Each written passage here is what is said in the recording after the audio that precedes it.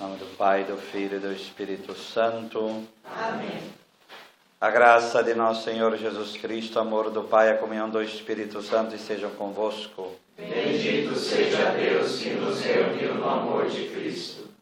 Agradecidos ao Senhor, queremos apresentar a nossa vida, a nossa saúde, a nossa família, para que cada vez mais o Senhor derrame sua graça sobre nós, apresentando o sínodo da Amazônia, o sínodo da Alemanha, apresentando a nossa vida, a nossa história e pedindo ao Senhor a graça de sempre ser fiel a Ele. Por isso clamemos o Espírito Santo para que Ele nos conduza e nos guie. Ó vinde, Espírito Criador, as nossas almas visitai e enchei os nossos corações com vossos dons celestiais. Vós sois chamado intercessor do Deus excelso, dom sem par, a fonte viva, o fogo, o amor, a unção divina e salutar. Sois doador dos 7 dons e sois poder na mão do Pai. Por Ele prometido a nós, por nós seus feitos proclamais. A nossa mente iluminai e os corações enchei de amor. Nossa fraqueza encorajai, ó força eterna e protetora. Nosso inimigo repeli e concedei-nos vossa paz. Se pela graça nos guiais, o mal deixamos para trás. Ao Pai e ao Filho Salvador, por vós possamos conhecer que procedeis do seu amor, fazei-nos sempre firmes crer. Senhor esteja convosco. Ele está no meio de nós. Proclamação do Evangelho de Jesus Cristo segundo Lucas. Glória a vós, Senhor. Aconteceu que, caminhando para Jerusalém, Jesus passava entre a Samaria e a Galileia. Quando estava para entrar num povoado, 10 leprosos vieram ao seu encontro, pararam à distância e gritaram: Jesus, mestre, tem compaixão de nós. Ao vê-lo, Jesus disse: Ide apresentar-vos aos sacerdotes. Enquanto caminhavam, aconteceu que ficaram curados.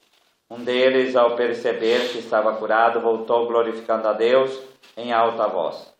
Atirando-se aos pés de Jesus, com o rosto por terra, ele agradeceu.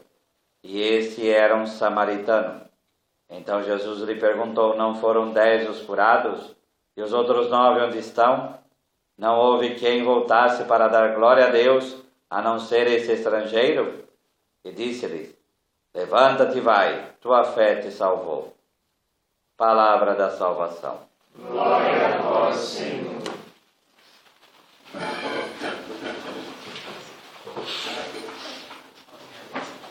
Pode entrar à vontade.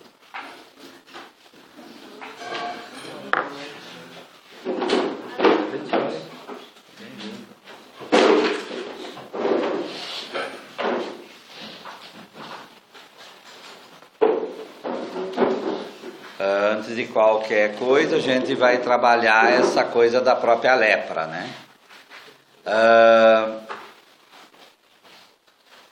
A lepra aqui, a gente conhece por hanseníase. A gente tem que lembrar que no tempo de Jesus, não era, e também no Antigo Testamento, como nós vamos ver agora, eles não tinham uma noção como nós temos hoje de vírus.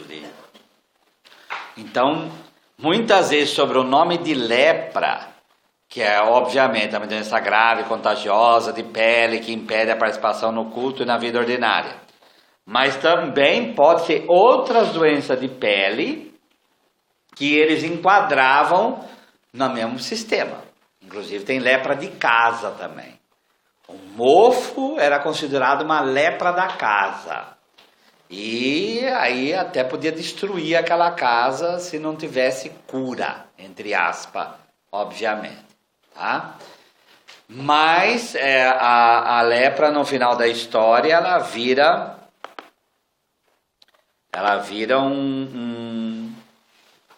um referencial, obviamente, ao pecado, né? E depois aí vai se configurando essa história do pecado, né? Então antes a gente vai ver que essa doença cabia ao sacerdote examinar, opinar, para dar permissão da reincorporação dessa pessoa na sociedade, né? Então vamos lá em Levítico, capítulo 13, versículo 45. Levítico, porque é onde que está a lei sobre a lepra.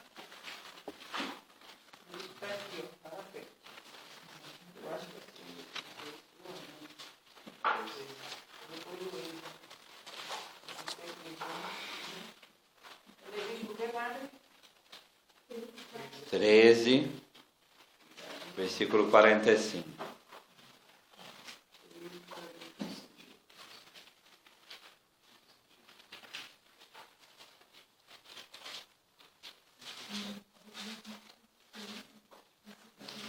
Então é daqui que vem a lei, né?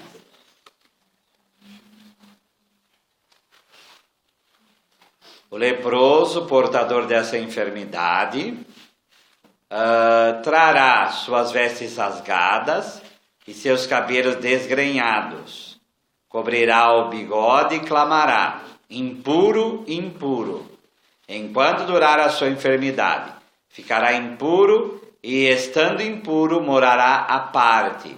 Sua habitação será fora do acampamento. Por isso que aqui também eles estão em grupo, porque um apoiava o outro, né? Porque já que ele era isolado da sociedade, ele vivia em grupo. Então, ele não é questão dele querer ou não. A veste rasgada e os cabelos desgrenhados e gritar impuro, impuro, era obrigatório ele fazer. Porque ele tinha que sinalizar com o corpo que a pessoa não podia se aproximar dele. Tá? Então ele tinha que parecer realmente doente para que ninguém chegasse perto dele. Então ele é a figura máxima do excluído, né? Ele é o excluído, tá? Porque aí sai do convívio social. Vamos pegar. Naquele tempo o pessoal não sabia que a hanseníase não se permitiria assim tal que se aproximar, né? Faltava conhecimento também, né? Mas então, aí por isso o isolamento. Como não sei, então isola. Tá? Como não sei, também isola. 14:12, né? Esse é um pouco abaixo aí, nessa mesmo Levítico. 14:12. Em seguida tomará um dos cordeiros e oferecerá em sacrifício de reparação, juntamente com o quatrilho de azeite. Fará com eles um gesto de apresentação diante do Senhor. Então esse daqui é o sacrifício por causa da lepra. Só por curiosidade, né? Olha aí no versículo 34. Quando tiveres entrar na terra de Canaã, porque aqui é a teoria que está no deserto, né? Que vos dou por possessão. E eu ferir de lepra uma casa que possuireis. E seu proprietário avisará o sacerdote e dirá: parece-me que há algo como lepra na casa. Então, gente, a concepção é machucadura numa pele, numa superfície. Porque é óbvio, né, gente? O mofo não tem nada a ver com lepra ou com doença no corpo. Mas é como eles viam naquela época, tá? E aí tem a questão do tipo também, né? Olha que interessante no 49. Para o sacrifício pelo pecado da casa. Então era um sacrifício que fazia pelo pecado da casa. A casa é infestada de pecado e por isso pegou na parede. Tá? Tomará 2 vases, aves, madeira de cedro, e aí fazia o sacrifício, né? Tá? Fazia o sacrifício. E por aí vai. Quer dizer, a gente tem que pensar o quê? Não quer dizer que é a hanseníase aqui. Não quer dizer que é a hanseníase. Podia ser qualquer coisa. E aí tem até as regras, né? Deixava 7 dias para ver se passava a doença. Se não se aprofundasse a doença na pele, então esperava mais 7, via, curava, reintegrava a pessoa. Agora, se aprofundasse, aí a pessoa realmente se perdia. É o caso de Maria, a irmã de Moisés. Vamos pegar Números, capítulo 12.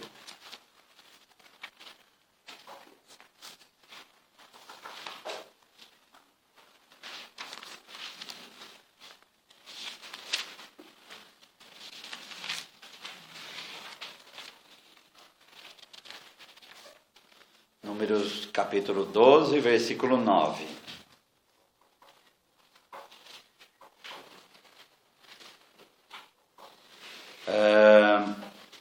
Porque aqui a lepra seria um castigo, né?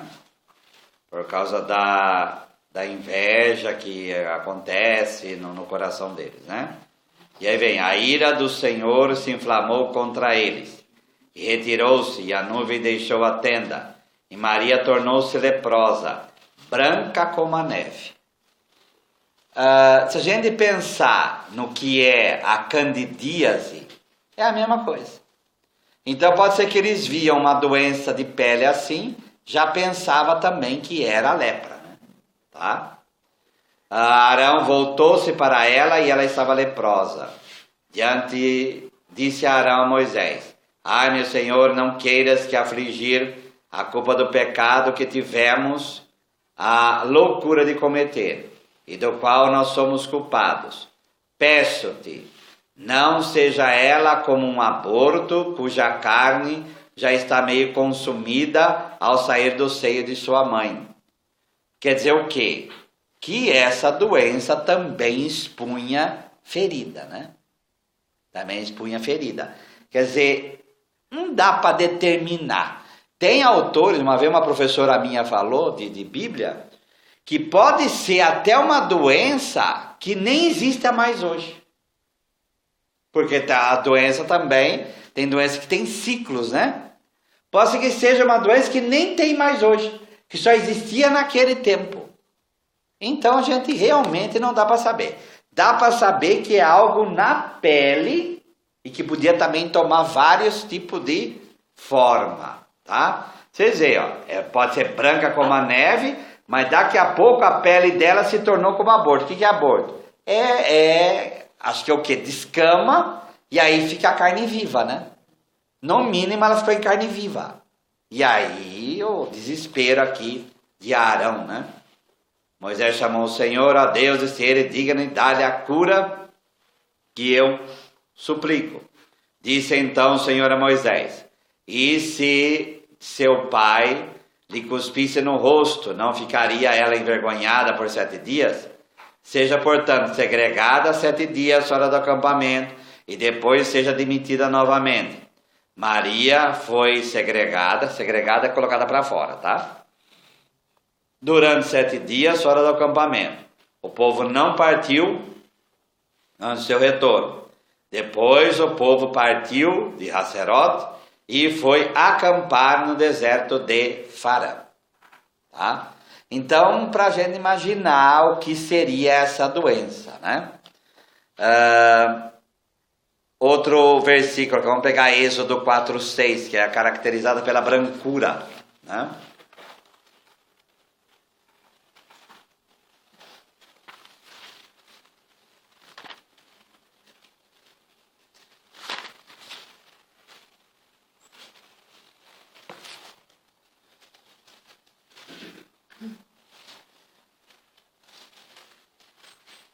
O Senhor disse-lhe ainda: põe a mão no peito. Ele pôs a mão no peito e, tirando-a, eis que estava a mão estava leprosa, branca como a neve. Então até Moisés se submeteu a isso para ser um sinal para o faraó. Tá?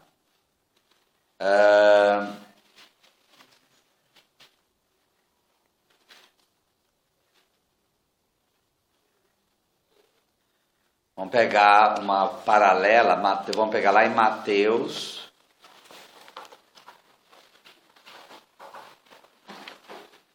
capítulo 8, versículo 2.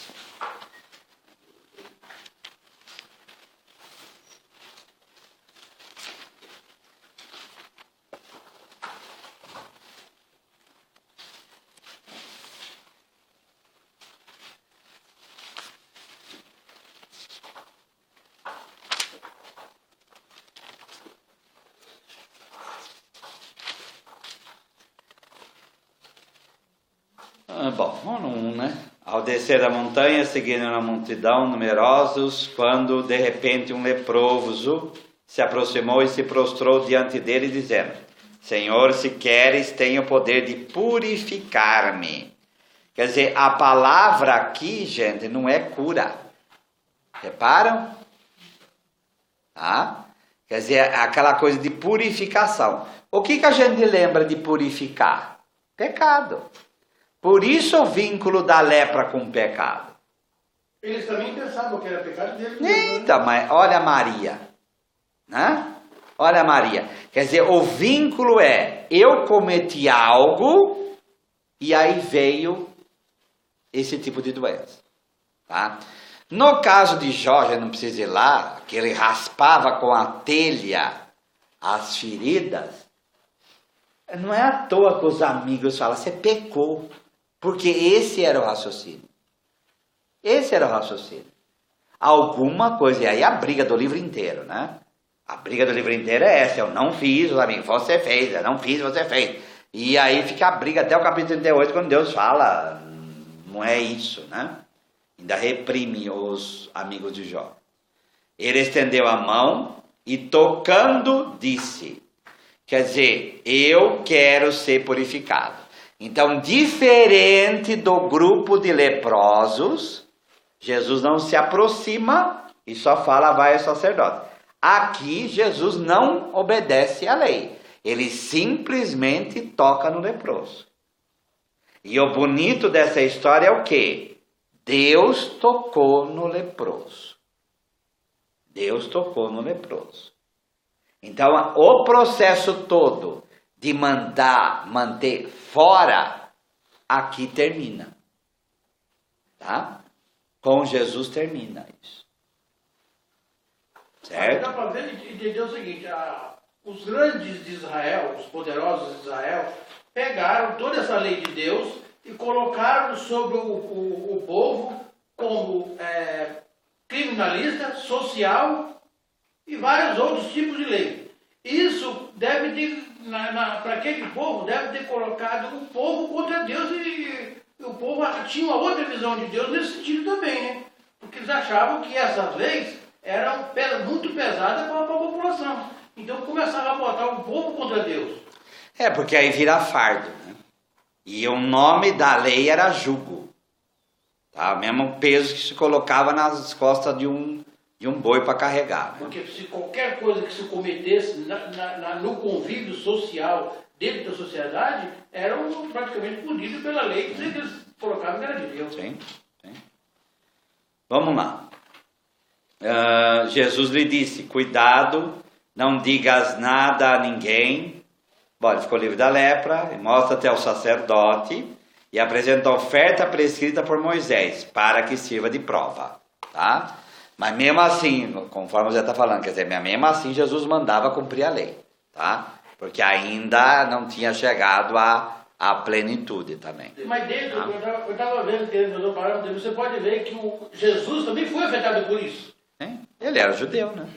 Porque quando ele começou a querer implantar a lei de Deus, ele falou, peraí, mas esse homem já veio com mais uma lei, com mais alguma coisa, aí já começou aquela confusão toda, aquela bagunça toda entre ele e todo mundo. Sim. Vamos lá. Então, no versículo 11, vamos começar a leitura aqui da mesma forma. Aconteceu que, caminhando para Jerusalém, Jesus passava entre a Samaria e a Galileia. Quando estava para entrar no povoado, 10 leprosos vieram ao seu encontro, pararam à distância. Então, conforme a lei mandava, eles fizeram. Eles pararam e gritaram, tá? Porque a distância eu acho que era meio grande, né? Então eles gritaram, imaginou o grupo gritando de leprosos, Jesus, mestre, tem compaixão de nós, tá?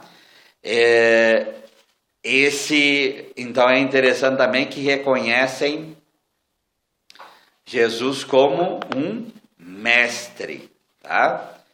E aqui, olha que interessante, Jesus não fala não fala que eles estão curados. A peculiaridade dessa passagem é essa.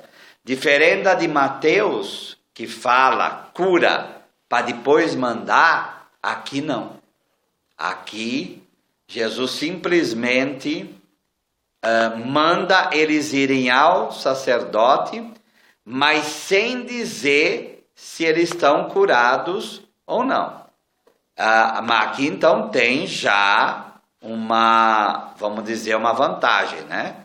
Eles obedecem a Jesus, mesmo ainda estando doentes, né? Eles vão até Jesus eles vão até o sacerdote, mesmo estando doentes ainda, né? Tá? Todo mundo tem a palavra mestre aí? Sim. Oi? Sabe por quê? Aqui é um dos únicos lugares que não é didáscalos, né? Que é a palavra normalmente para mestre, né? Mas é epistates, quer dizer, aquele que está acima. É um superintendente.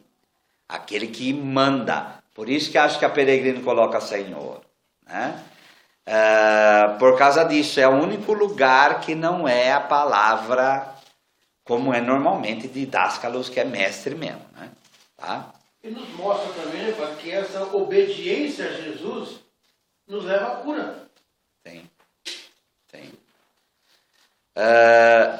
Tem de piedade, o verbo é eleo. Eleo é o que o nosso famoso Kyrie eleison, né? Tá? O nosso famoso Kyrie eleison. Que, deixa eu ver aqui.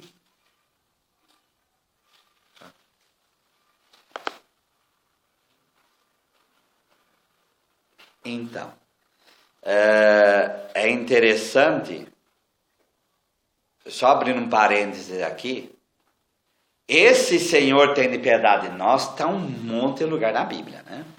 É o cego de Jericó, e a gente entendeu o que é isso, né? Ter misericórdia, ajudar alguém aflito. A palavra na língua portuguesa que mais chega perto desse eleo aqui é esmola. É a nossa palavra esmola, tá? É a que mais chega, vamos dizer, a que mais perto aqui dessa misericórdia aqui. E aqui fala, epístata, ou epístata, quer dizer, senhor, superintendente, aí, supervisor, eleison que mais, quer dizer, tem piedade. Só que aqui está na língua grega, né? E o bonito aqui do eleison é que não está no presente, tá? Não está no presente. Ele está num tempo que é o auristo. O auristo, ele é a característica dele, que nós não temos correspondente em português, se traduz aqui no imperativo presente, porque ele está no imperativo, mas ele não é imperativo no presente, ele é imperativo auristo, né? O auristo se caracteriza por ser indeterminado. O que é isso? Essa piedade do Senhor, ela vem, ela está e ela estará, quer dizer, ela é indeterminado quando essa piedade do Senhor é derramada sobre nós, tá? Então eles falam o quê? Senhor, piedade, ontem, hoje e sempre. Tá? Ontem, hoje e sempre. Tem piedade de nós. E aí no imperativo, quer dizer, tem piedade de nós ontem, hoje e sempre. Quer dizer, tenha piedade de nós. Cubra-nos com a piedade. É impossível traduzir isso, mas o sentido seria mais ou menos esse. Que a tua piedade nos cubra ontem, hoje, se cubra-nos sempre.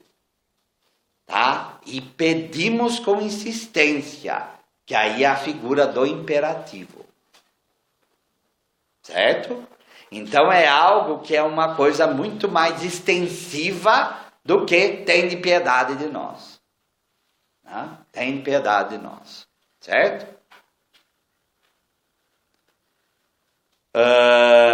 Então, Senhor, supervisor, aquele que está acima, que é o EPI, né? Aquele que está acima, tem piedade de nós, ontem, hoje, tenha sempre. Então, ao ver, Jesus disse, e de apresentar o sacerdote. Mas antes disso, vamos lá em Lamentações. Lamentações é um pequeno livro que está depois do profeta Jeremias. Tá? Capítulo 4.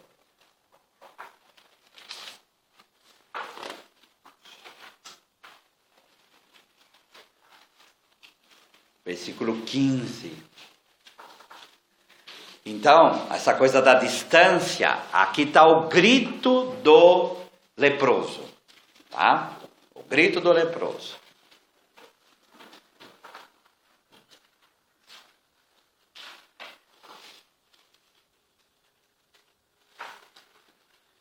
Quatro. 15. 4:15.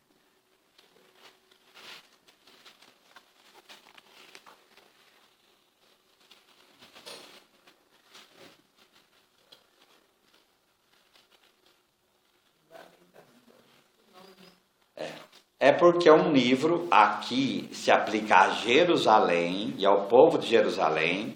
É um livro que é caracterizado pelas lamentações do quê? O exílio veio, os babilônios arrasaram a cidade, e aqui é a própria cidade gritando os seus habitantes, né? Para trás, impuro, gritavam-lhe. Para trás, não me toqueis. Enquanto fugiam errantes para as nações, onde não podiam permanecer. Tá? Na Bíblia de Jerusalém, anota lá embaixo. Os culpados são tratados como leprosos. Estão vendo como que aqui vincula pecado com lepra? Tá? Depois de fugiam, o hebraico acrescenta, dizia-se. Pode-se também entender, dizia-se entre as nações, eles não poderão permanecer. Tradução, eles são como leprosos, são pecadores, não merecem nem ser tocados. Tá? Padre, tem aquele evangelho que o dono fez uma festa e mandou convidar os empregados e ninguém vieram. E diz que quando ele disse assim, vai e chama todos aqueles que estão na encruzilhada por aí, esses povos também estavam incluídos, os leprosos. Você sabe que a palavra católico vem disso. Católico não quer dizer que a igreja está no mundo inteiro. Católico quer dizer que nenhuma pessoa pode ser excluída do reino. E aí vão pelas encruzilhadas, porque a encruzilhada que é onde é a travessia do povo, onde há um movimento. Então vai onde que tem movimento e pega aleijado, pega leproso, pega o que foi, eu quero essa casa cheia. Eu acho que esse evangelho logo vai vir, porque é Lucas esse evangelho, logo é capaz de estar na liturgia lá para o final de outubro e novembro, né? Acho que esse mês já deve estar vindo por aí, tá? O bonito desse evangelho é o quê?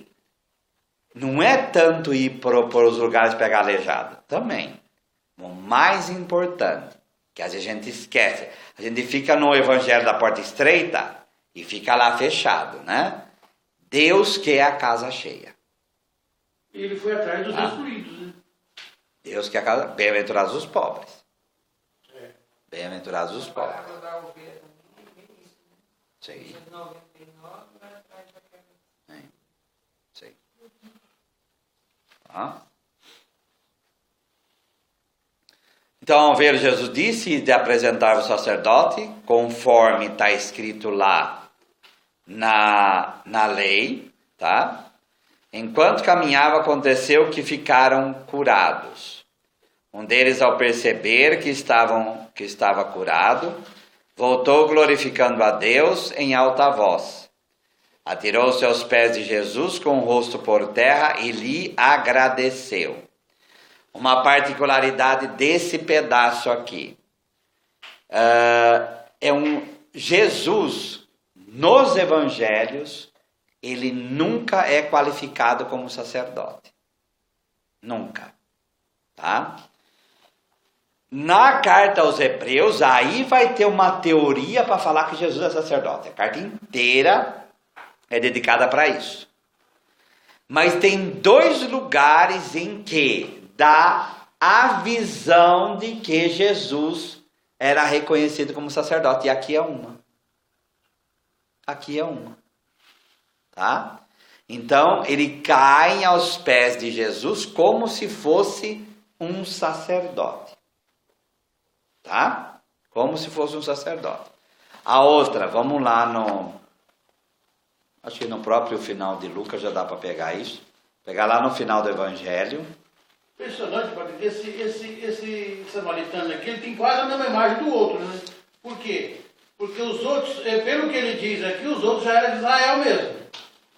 Só o samaritano que era estrangeiro. Então lá também, na Samaritana, onde aquele cidadão foi pego pelo ladrão, todos conheciam a lei. Mas só o samaritano que era de um país fora de Israel é que cumpriu a lei. Sim. Esse também é a mesma coisa. Eles tinham que voltar para agradecer a Deus. Mas a gente vai ver depois, né? Porque quando a gente às vezes aferra a lei com muita força, a gente perde a noção daquilo que é correto. Então, mas mesmo esses aqui que é de dentro de Israel, deixou de cumprir a lei. Um de fora que cumpriu a lei melhor do que o de dentro. Sim. Mas nós vamos ainda nisso aí. Vamos pegar o versículo 50 do capítulo 24 de Lucas, os últimos versículos. Depois levou-os até Betânia e, erguendo a mão, abençoou. Quem erguia a mão para abençoar era sacerdote. Era sacerdote. Tá? Então, os 2 únicos lugares do Novo Testamento que dá uma aparência de que Jesus era sacerdote é aqui e nessa história que nós estamos vendo aqui com os leprosos. É os únicos 2 lugares nos evangelhos. Nos evangelhos. Tá?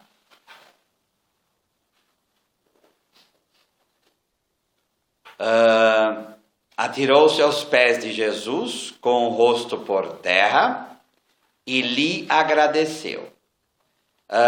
Este rosto por terra também a gente pode interpretar de outra maneira também.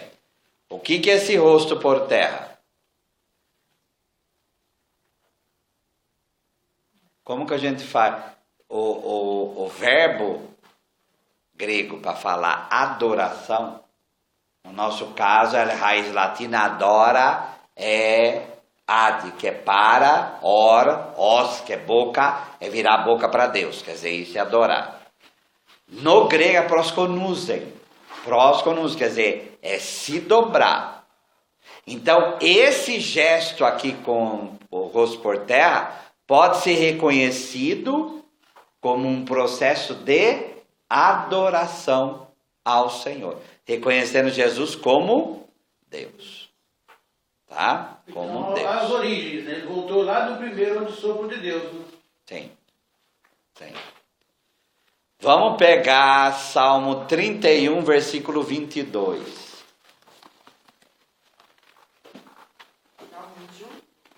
Salmo 31.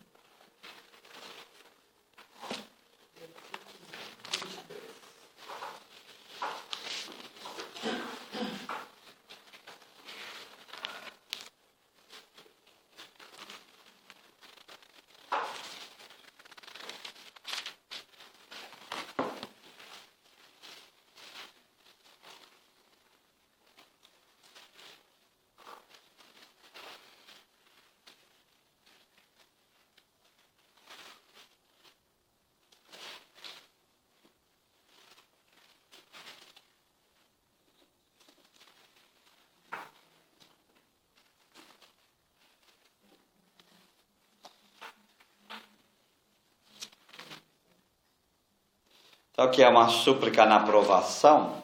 E olha como acontece aqui. Bendito seja o Senhor, que por mim realizou maravilhas de amor numa cidade fortificada. Quanto a mim, na minha ânsia eu dizia, fui excluído para longe de seus olhos. Tu, porém, ouvias minha voz suplicante quando eu gritava por ti. Tá? Então é esse processo da reintegração daquela pessoa que se sentia excluída, que se sentia fora. Porque a maior dor, pode ter certeza, do leproso, além da própria lepra, é também se sentir excluído, né? É também se sentir excluído, certo? Então isso daí deveria ser uma dor muito, muito difícil, né? Muito difícil, tá? Antes de a gente continuar, vamos lá, que é a primeira leitura. Vamos lá no segundo livro dos Reis, capítulo 5, que é Naamã. Tá?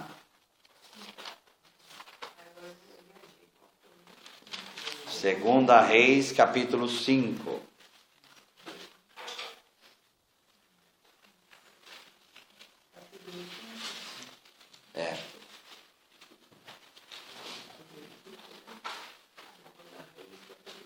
Na liturgia vai pegar o versículo 14, mas olha que é o capítulo 5, que é enorme. A gente não vai ler ele inteiro, obviamente. Mas vamos pegar trechos do 5 para a gente poder entender. Tá? Naamã, chefe do exército do rei de Aram. Tradução. Naamã não era judeu.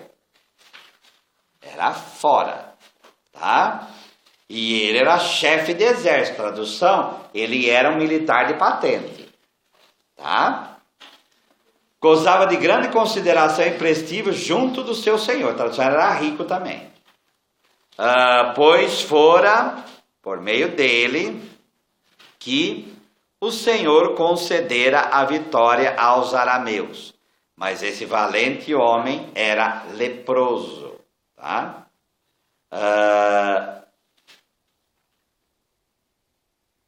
Olha lá na letra D, quem tem a de Jerusalém aí. Talvez não seja mais que uma doença de pele diferente da verdadeira lepra, pois não interrompe o relacionamento social. Mas, por outro lado, eu não sei se em Aram tinha a mesma lei de Israel com relação à lepra.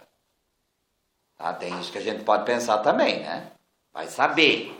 Porque pode ser que tipo de coisa tratava Naamã nesse processo.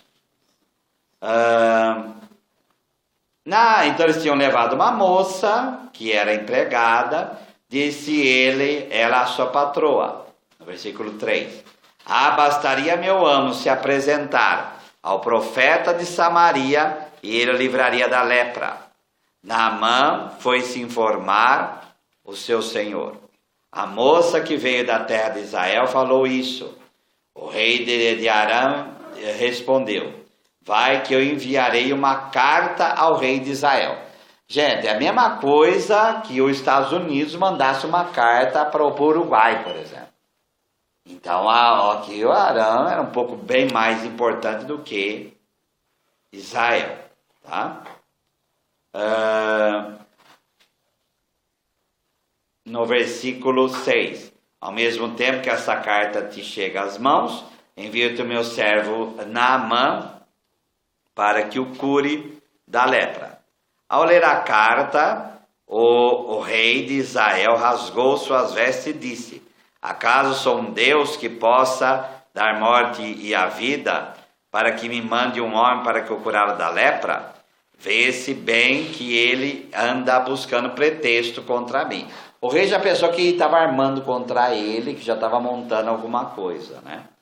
Mas quando Eliseu, homem de Deus, que era profeta, soube que o rei de Israel havia rasgado as vestes, mandou dizer, por que rasgaste a veste? Que ele venha a mim, para que saiba que há um profeta em Israel. Tá? No 10, este mandou um mensageiro dizer-lhe, vai lavar-te 7 vezes o Jordão, e tua carne te será restituída e ficará limpa. Naamã, irritado, retirou-se dizendo: eu pensava comigo, certamente ele sairá e se apresentará pessoalmente. Depois invocará o nome do Senhor de seu Deus, agitará a mão sobre o lugar infectado, porque era uma mentalidade lá do que os sacerdotes dele faziam, no mínimo, né? E me curará da lepra. Porventura, os rios de Damasco, o Abana e o Farfar não valem mais do que todas as águas de Israel? Então o que acontece?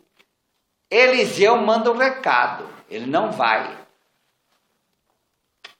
Qual a razão para fazer isso? Qual a razão para fazer isso? Queria ver se meu Não, a razão é para não se prender ao profeta, mas a Deus. Mas a Deus. É Deus quem faz a obra, não o profeta. Mas ele não queria ir, não foi? Mas por quê? Porque ele raciocina com orgulho. Ele queria, além de tudo, essa deferência. Então, eu sou o bambambam, ele tinha que vir até mim. Nossa, olha que homem importante que veio até mim para ser curado. E aí faria uma mandinga muito bonita e ele ficaria curado. Então, manda da forma mais simples possível, tá? Esses rios é grande.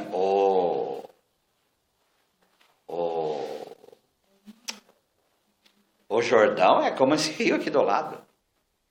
O Jordão, claro que ele se enlarguece, ele enlarguece e vai. Mas tem coisa espada do Jordão que é isso aqui.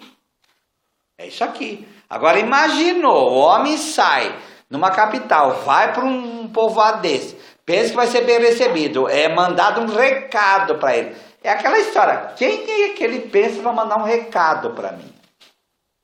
Quem que é que ele pensa que quer um recado para mim? Mas ele poderia encontrar com o leproso também? Oi? Ele poderia encontrar com o leproso? Poderia, porque não precisa ficar presente. Mas a pessoa também se encontrou, que mandou o recado, não se encontrou, né?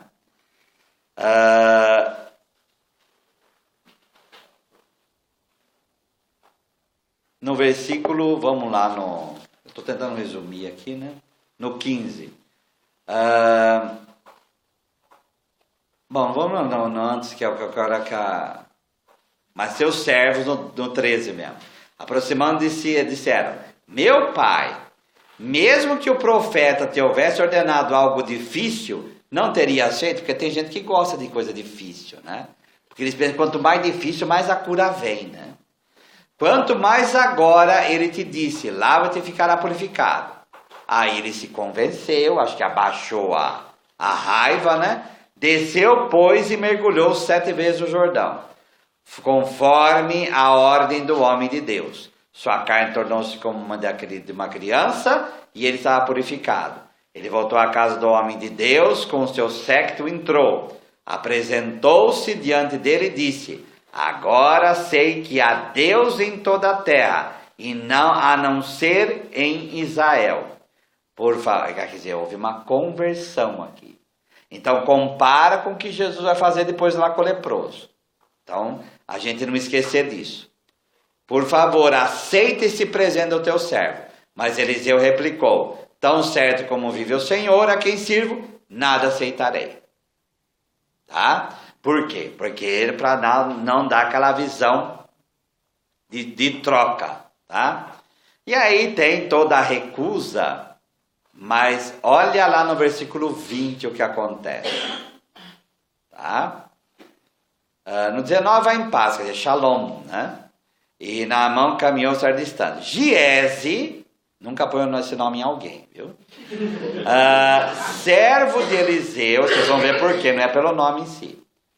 O homem de Deus disse consigo: meu senhor usou de consideração para com esse arameu Naamã, não aceitando dele o que lhe havia oferecido. Tão certo como o Senhor vive, vou correr atrás dele e ganharei alguma coisa. Quer dizer, o profeta não quis, o servo dele foi atrás porque ele queria o dinheiro do homem. Tá? E aí vai, e Giese correu em casa de Naamã. Quando Naamã o viu correndo atrás dele, saltou do seu carro. Foi ao encontro e perguntou: vai tudo bem? Ele respondeu: bem, meu senhor mandou dizer-te, agora mesmo acabaram de chegar 2 jovens da montanha de Efraim, irmãos do profeta. Dá para eles, eu te peço, 1 talento de prata e 2 vestes de gala. Mentira. Não aconteceu nada disso. Está mentindo. Tá? Naamã respondeu: aceita 2 talentos. Instituiu com ele e atou os 2 talentos de prata em seus sacos, junto com 2 vestes de gala, e entregou-os a 2 de seus servos, que os levaram à frente de Giese.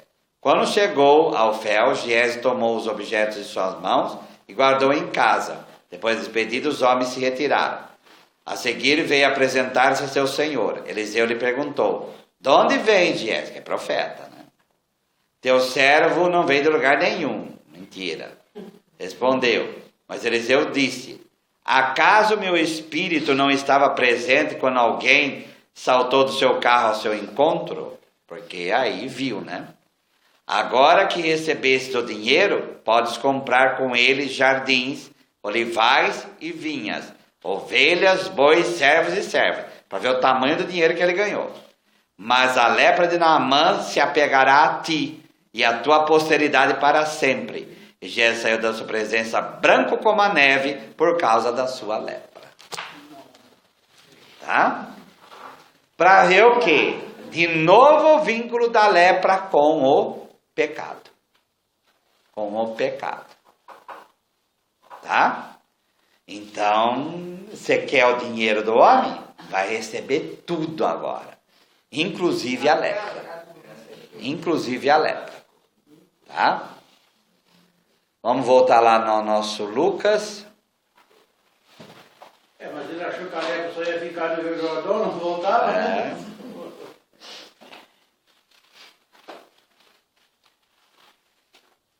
É interessante isso aqui, no versículo 18.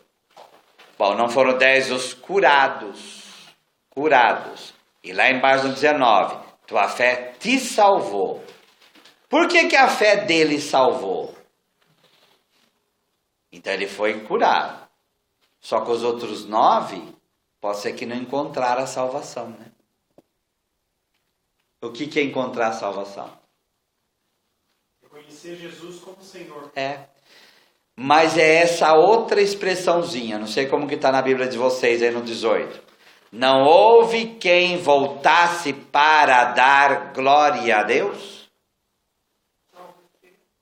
Então, mas na Bíblia de vocês é glória a Deus? Tá? Então, tem outras passagens que é isso daí. O que é esse dar glória a Deus? Tá? Então vamos lá em João capítulo 9, versículo 24. Para a gente entender o que Jesus está falando aí. Não houve ninguém que viesse dar glória a Deus?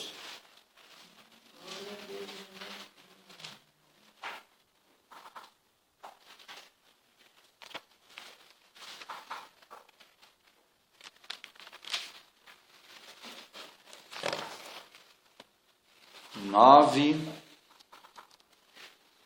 24.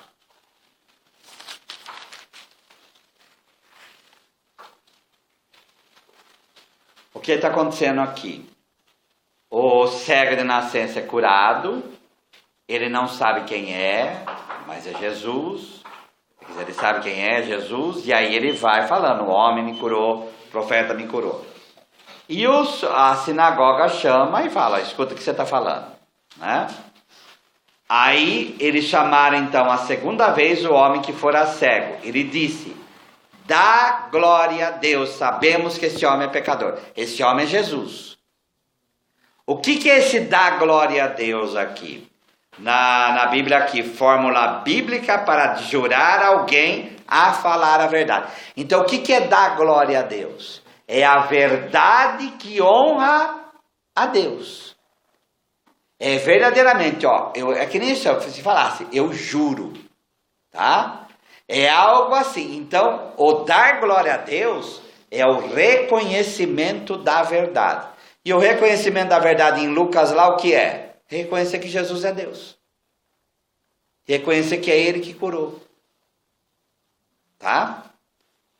Atos dos Apóstolos, capítulo 12, versículo 23.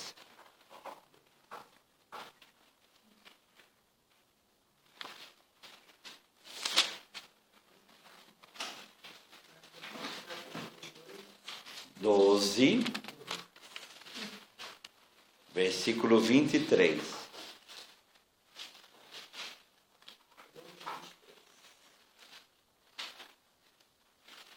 Morte do perseguidor. No mesmo instante, porém, feriu o anjo do Senhor, pelo motivo de não haver dado glória a Deus. Assim, roído de vermes, expirou. Tá? Que no caso aqui, Herodes, né? O que é não ter dado glória a Deus? É não ter visto a ação de Deus ali. E não ter reconhecido que aquilo que estava acontecendo era algo de Deus. Tradução, ele não ter dado a glória a Deus, o que ele fez? Ele lutou contra o próprio Deus. Ele foi indo contra o próprio Deus. Tá? E aí, por causa disso, ele ficou doente. Tá? Ficou doente. Romanos 4:20. Oi?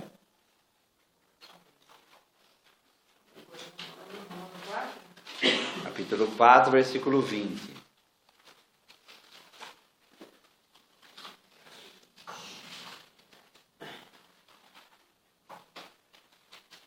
Aí falando de Abraão.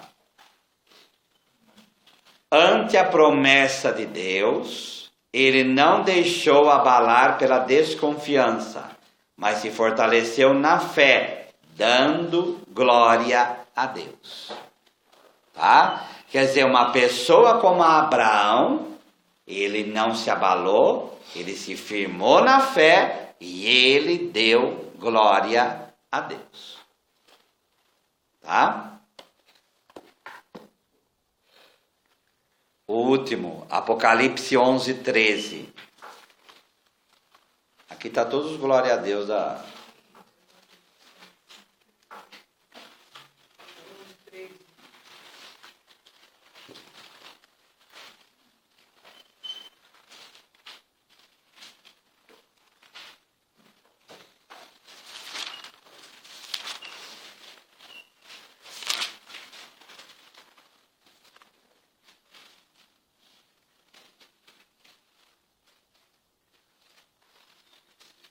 Naquela mesma hora, houve um grande terremoto, a 10ª parte da cidade caiu e 7.000 pessoas morreram na catástrofe. Os sobreviventes ficaram apavorados e deram glória ao Deus dos céus. Por quê? Porque eles sobreviveram. Então eles reconhecem a grandeza de Deus por tê-los salvado, né? Tá? Agora até eu estou curioso aqui.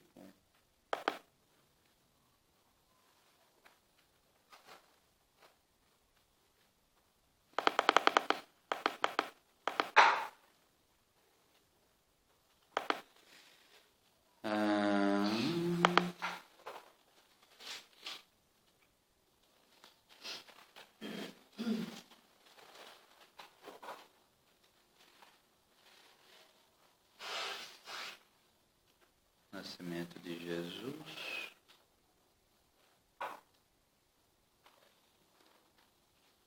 Quero ver o glória a Deus nas alturas lá dos anjos, né?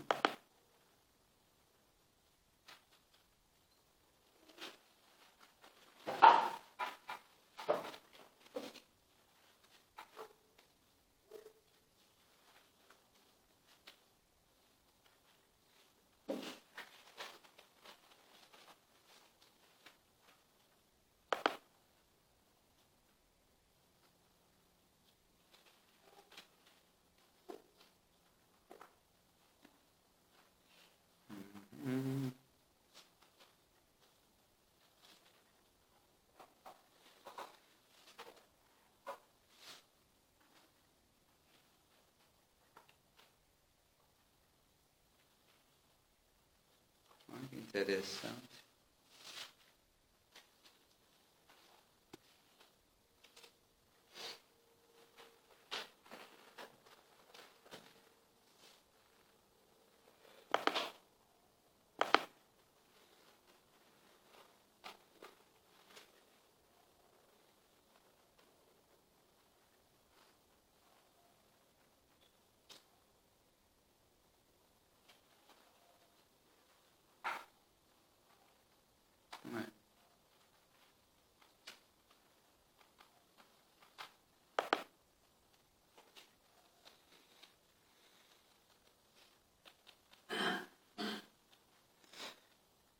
É porque quando a gente puxa num programa, a gente puxa onde está o glória a Deus e não puxou.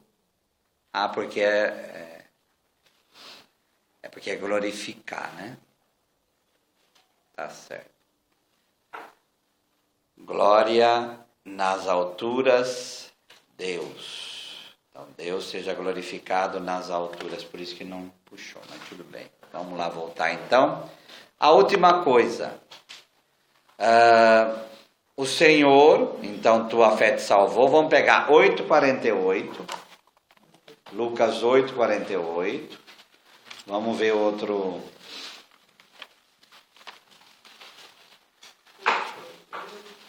Oito 48.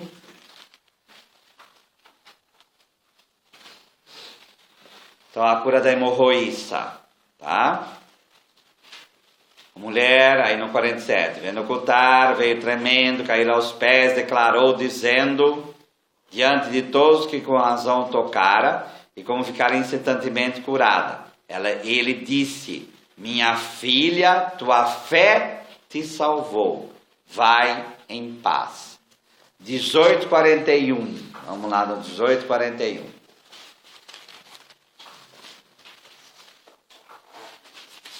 É os 3 vezes aqui que parece a fé que salva.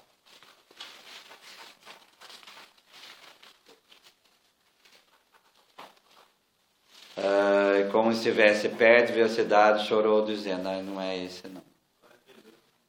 Dizendo, esse dia se conhecesse a mensageira da paz, agora escondido aos teus olhos.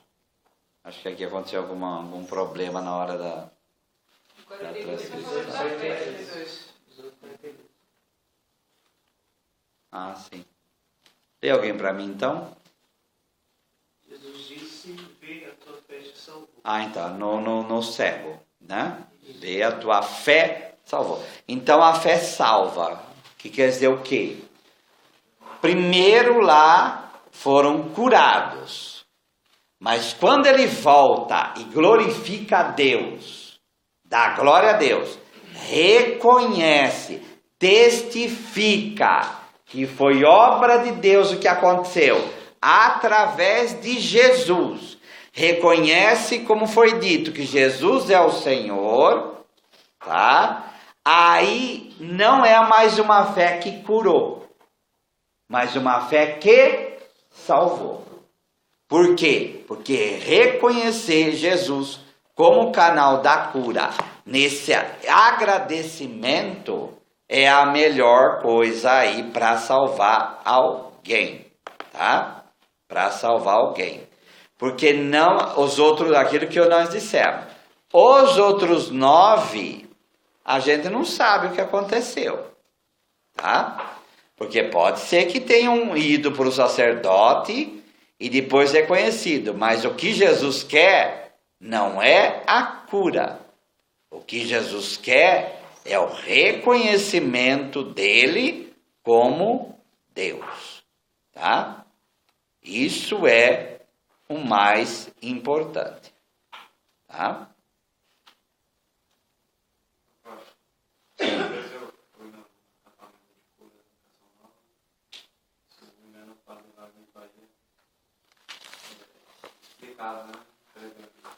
Muitas pessoas estavam indo de volta ao encontro e que já tinham recebido uma cura uma vez, mas após ter recebido a cura se afastaram. E depois de ter vindo de novo voltou. Então, repete um pouco esse evangelho, porque a pessoa recebeu uma cura e não voltaram para dar glória a Deus, mas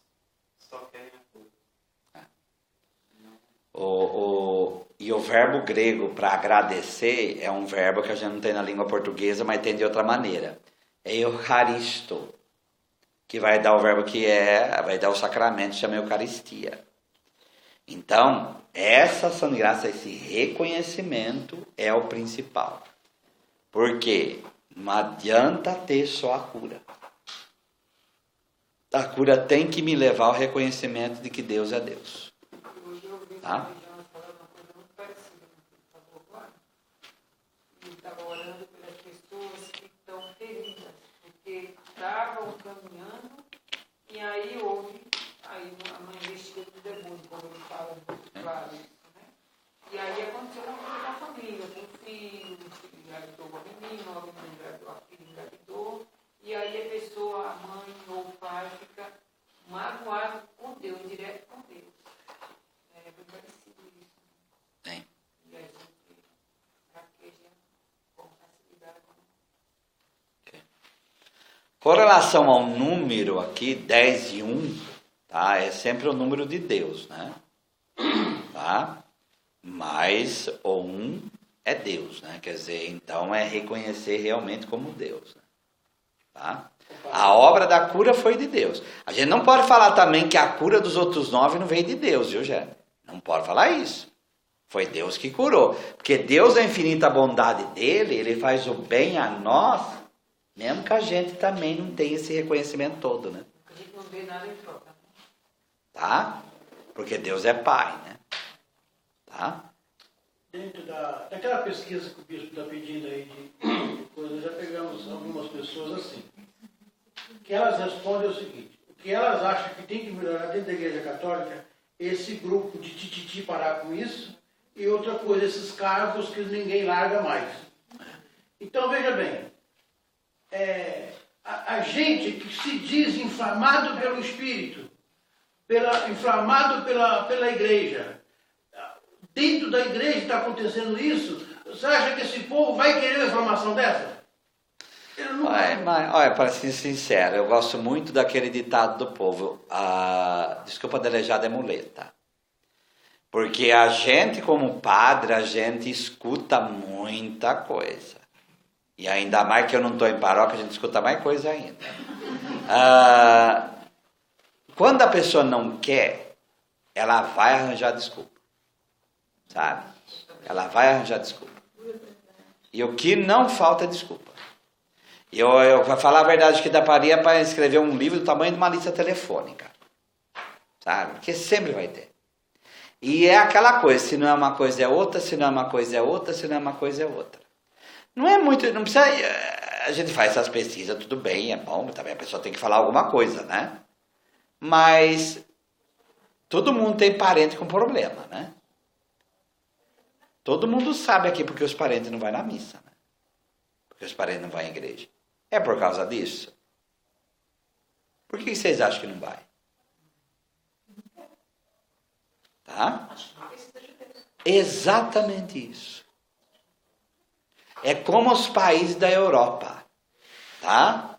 Há um sentimento de que está tudo bem, nós não precisamos de Deus. Eu acho que a maior embaixo de tudo isso, porque vamos falar a verdade, gente, nós que estamos em igreja, a gente não aguenta tanta coisa. A gente não aguenta tanta coisa. Por que nós aguentamos eles não?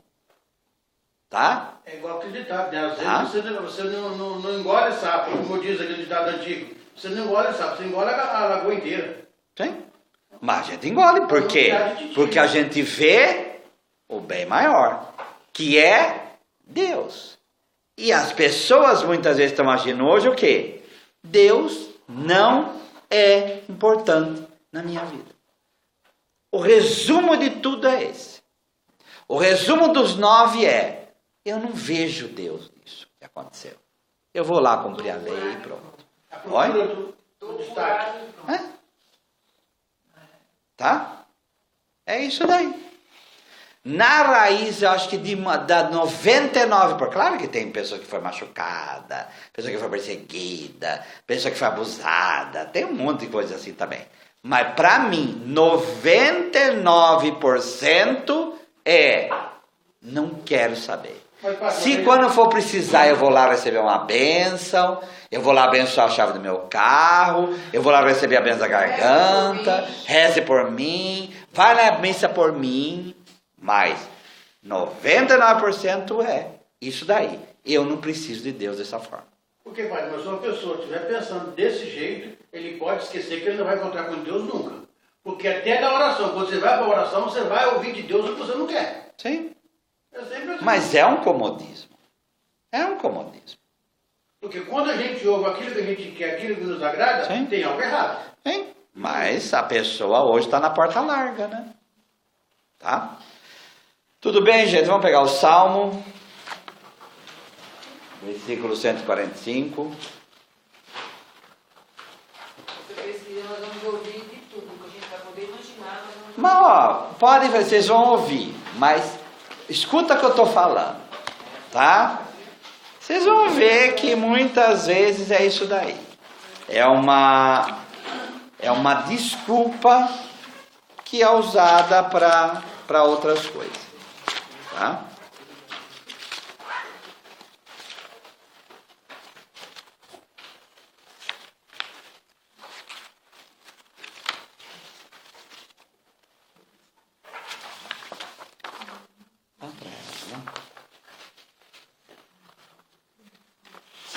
Dá mais uma aqui.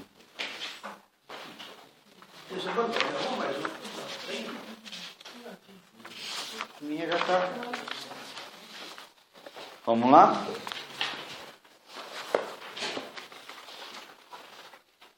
De todo coração eu te invoco.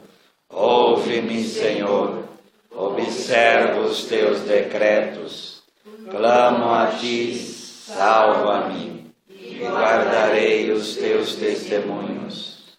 Antecipo-me ao alvorecer do dia e clamo tua palavra e espero confiante. Os meus olhos antecipam-se às vigílias noturnas para que eu medite tuas palavras. Ouve, Senhor, a minha voz, segundo a tua bondade. Vivifica-me segundo os teus juízos. Aproximem-se de mim os que andam após a maldade. Eles se afastam de tua lei. Tu estás perto, Senhor, e todos os teus mandamentos são verdade. Quanto às tuas prescrições, há muito sei e as estabeleceste para sempre.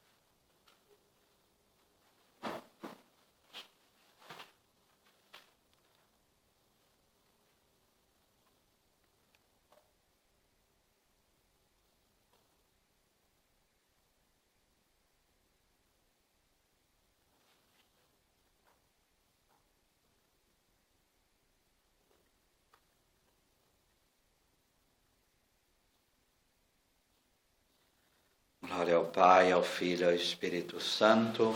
Como era no princípio, agora e sempre,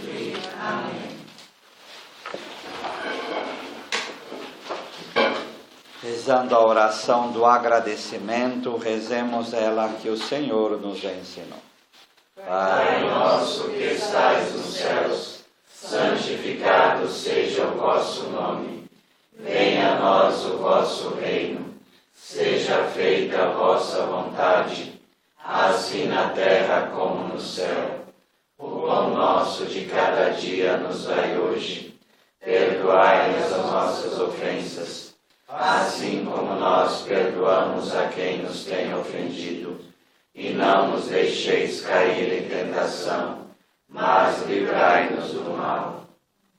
Nós damos graças, Senhor, por todos os vossos benefícios, vós que viveis e reinais, pelos séculos dos séculos. Amém.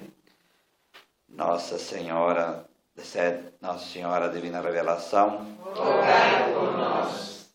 São Jerônimo, rogai por nós. O Senhor esteja convosco. Ele está no meio de nós. Abençoe-vos Deus Todo-Poderoso, Pai e Filho e Espírito Santo. Amém. Em paz, que o Senhor vos acompanhe. Graças a Deus.